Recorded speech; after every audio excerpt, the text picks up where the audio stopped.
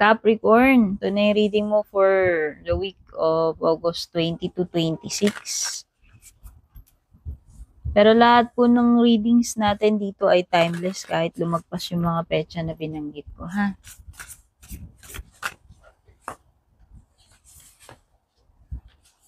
Freedom tsaka Radiance. Unang dalawang oracle cards mo, kuha pa tayo ng iba pa. Guys, may mga cards na hindi ko na ipapakita sa inyo, especially kapag walang kasuotan yung nandun sa card kasi bawal kay YouTube. Ha?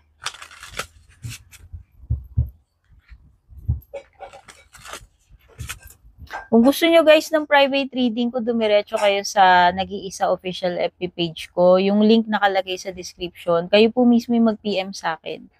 Okay? Pag meron pong mga nagchat-chat sa inyo, na purple tea na walang blue check, hindi po ako yun na. Okay, paulit-ulit ko po sinasabi yan. So, yung another two oracle cards mo ay future self at saka rest. Okay. Ayan, ito yung mga oracle cards mo. Ito yung dalawang una. Wait lang. Ayan, si Radiance at saka si Freedom. Ganda.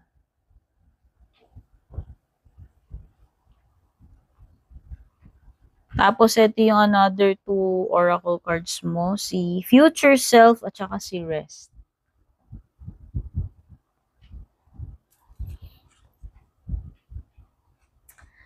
Alam mo, parang nasa-sense ko dito sa Future Self. Meron kasi ditong Radiance, which is parang rebirth. Ayan, si Phoenix yan eh. Could be nadadaan ka sa major transformation. And it could be na meron kang visualize para sa sarili mo, yung future self mo. Wow. Ito kasing si Phoenix ay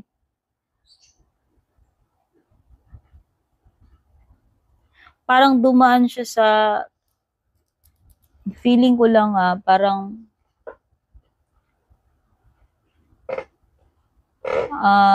merong something na parang bagong ikaw eh. Kasi ito ay rebirth eh. 'Di ba? Tapos ayun yung future self mo. Oh, parang nire-reinvent mo ba yung sarili mo? It could be na may ganun this week. No? Kung halimbawa hindi naman major, like parang nire-reinvent mo lang yung sarili mo. Pero may mga binabago ka inside and out sa sarili mo. Okay? In preparation for your future self. Kasi parang meron kang mga visions, parang yun yung vision mo, yung pinaka-goal mo para sa sarili mo. And pwedeng this week, sinisimulan mo na yon, no? Sinisimulan mo na eh. And then nakikita ko dito, ayan, magkakaroon ka ng freedom. Kung ano man itong freedom na kinakailangan mo.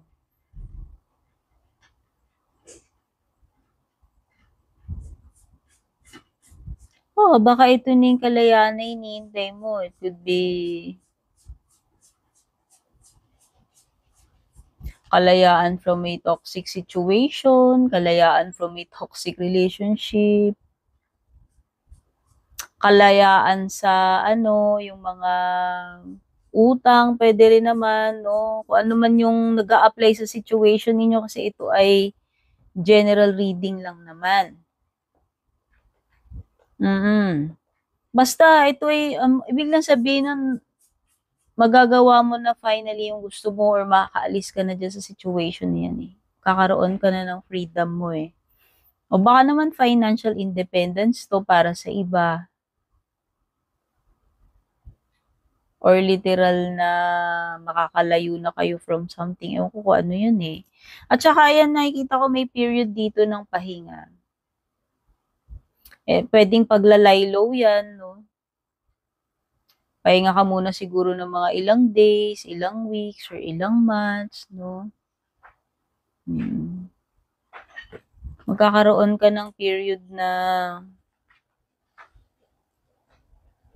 alam mo yun, mapapagbibigyan mo naman yung sarili mo. Kasi eto, freedom at saka rest. Diba? At least magagawa mo man lang yung gusto mo this week, no? Makakapag-beauty rest ka man lang dyan, makakapag, alam mo na, me time. Hmm. So, ano pa, when it comes to career or kaperahan mo. Basta parang nakikita ko dito, meron kang goal para sa sarili mo in the future. And sinisimulan mo na yan this week. At ito ay parang major talaga na pagbabago para sa iyo. May mga babaguhin ka. Financial at kabuhayan mo. Wow, ang ganda, dear. With the Page of Pentacles, this is good news when it comes to money tsaka sa trabaho. Okay, kinakikitaan natin dito ng stability since meron ka ditong Four of Wands.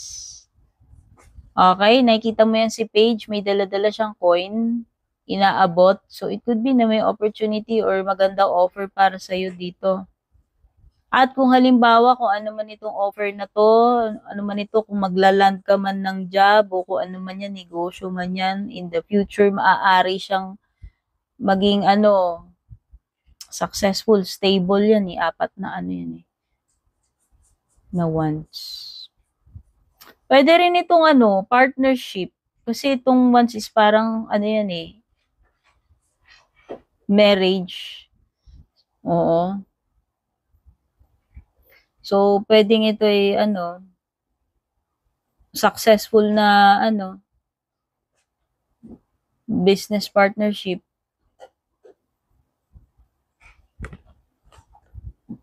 Basta ito ay successful na na transaction, deal, project, business partnership. Tsaka nakikita ko dito yung potential na magiging malago siya, magtatagal, no? Kasi may stability card ka dito Okay? Pagdating naman sa family or sa bahay ninyo, check natin anong meron.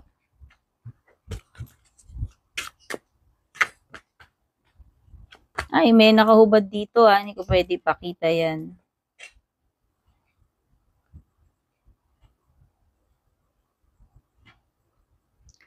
Okay, so ano to? Dalawang major cards. Meron kang Judgment at saka Emperor.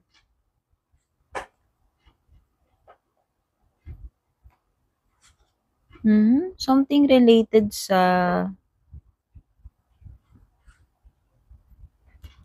kung sino yung head ng family, tatay, padre de pamilya yan si Emperor.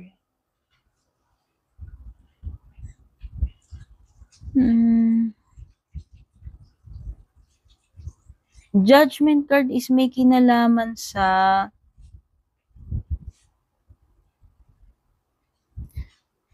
ang papasok sa isip ko dito parang may ipinapatawag.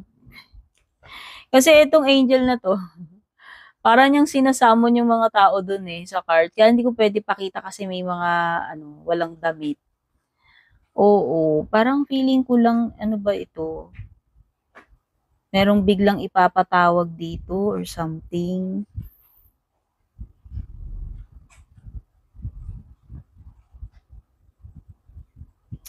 Kasi nakikita ko ang Emperor, ipapatawag kasi may importanteng gagawin, may importanteng role, responsibility with the Emperor card. Kung sino man itong person in charge dito, kung sino man ito ipapatawag dito. Ipapatawag siya ng head kung sino man itong, ewan ko, ano ba to, father? Sino yung head sa family?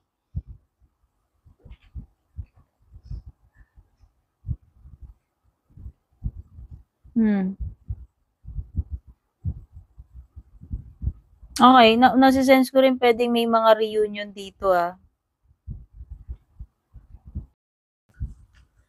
Okay, yan.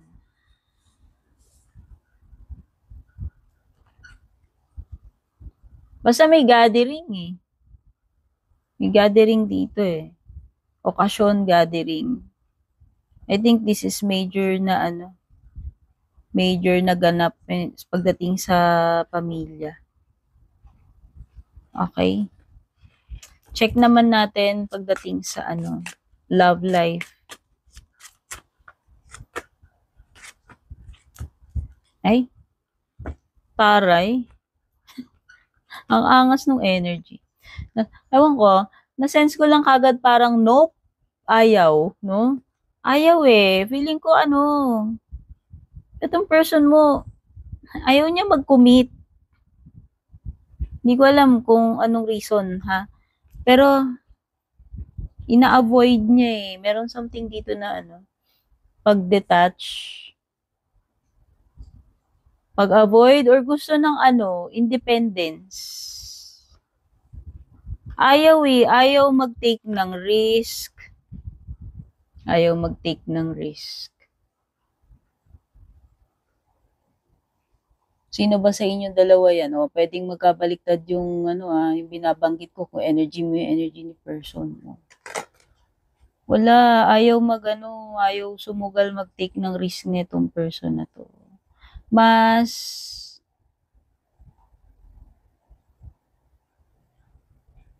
mas pinahahalagahan niya na, ano eh, maging single. Baka hindi pa ready for commitment ito. Ayaw pa. Hmm. Or if kino-confront mo siya, i-avoid ka niya. I-avoid ka nito. Parang lalong lumalayo yung energy niya eh. Yun yung nafe-feel ko. Pwedeng may Virgo. May Virgo, may Aries, Scorpio.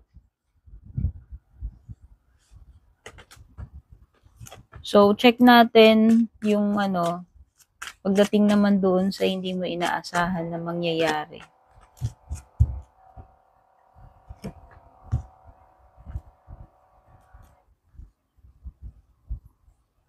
Pagdating doon sa hindi mo inaasahan na mangyayari, okay. Nakikita ko mag-end na yung period na hindi ka makagalaw, makakilos din sa kinalalagyan mo. Hindi mo ina-expect na kasi nung una parang dependent ka pa dito eh. Alam mo yun? Or parang undecided ka. Pero eventually magkakaroon ka ng realization kasi nga yung judgment card na ay! Sabi ko nga hindi pwedeng yung walang damit na ipakita ka. Edit ko na nga lang. Basta nakikita ko dito, okay. Hindi mo ina-expect talaga na makakaalis ka na dito agad-agad siguro or siguro akala mo baka masta ka na lang dyan. Pero hindi, nakikita ko eh, makakaalis ka eh. Oh. Una-una, iniisip mo, hindi mo kaya, hindi mo alam yung gagawin mo. Oo. So, at least mababaliktad yung situation. Positive na yun. Una-una, hindi ka makapag-decide, di ba? Hirap ka. Pero magliliwanag din ng isip mo, makakapamili ka rin dito and magagawa mo na nga yung inaakala mo na hindi mo kayang gawin na una wala kang freedom na gawin yan. So, hindi mo inaasahan yun. Pero yun yung mangyayari, no? So, pagdating naman sa good news, magandang mangyayari sa okay. Matatapos na talaga lahat itong problems mo, dear. O, ayan o. Kung nung una, wala ka talagang peace of mind or gulong-gulo yung isip mo, litong-lito ka, problematic ka, okay, nai-stress ka, halos hindi ka makatulog, okay, matatapos na yan, yung mga ano, tumo-torture sa iyo, kung ano man yan, yung mga isipin na yan. Okay? Kuha pa tayo ng additional na 2 cards para sa kung ano yung magiging payo sa'yo ng reading na ito or karagdagang messages or closing messages for you, Capricorn. O, meron ka ditong letting go at saka redirect your thoughts. Sabi dito, if someone leave you confused more than comforted, you need to reassess their access to you. Baka naman dapat mo nang pakawalan itong person na to. Oo, may pagle-let go, kung ano man ito, person or hindi, sa love life mo man or hindi. Kasi, ayan no, kung itong bagay na to, sitwasyon na to, or tao na to, ay binibigyan ka lang ng wrinkles, napapa-overthink ka lang, nai-stress ka lang, wala kang, alam mo yun, wala kang katahimikan. Baka dapat i-cut off mo na to, itapon mo na to. Alam mo yun? Hindi siya na ano alam mo hindi siya kabutihan para sa iyo. Yun lang yun. Kung ano man yan. Tao man yan o hindi. Or redirect your thoughts daw. Focus on what you want to attract in this relationship, not what you fear will happen.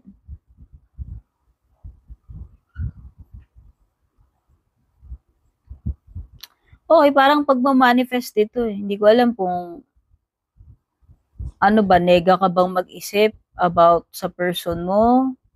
Kung may kakonect ka man ngayon or kung wala, alam mo yun? Kasi kung ano yung mga ini-imagine mo, yung mga iniisip-isip mo dyan, most likely, yan yung matatanggap mo Kaya dapat importante yung minamanifest nyo mga positive lang.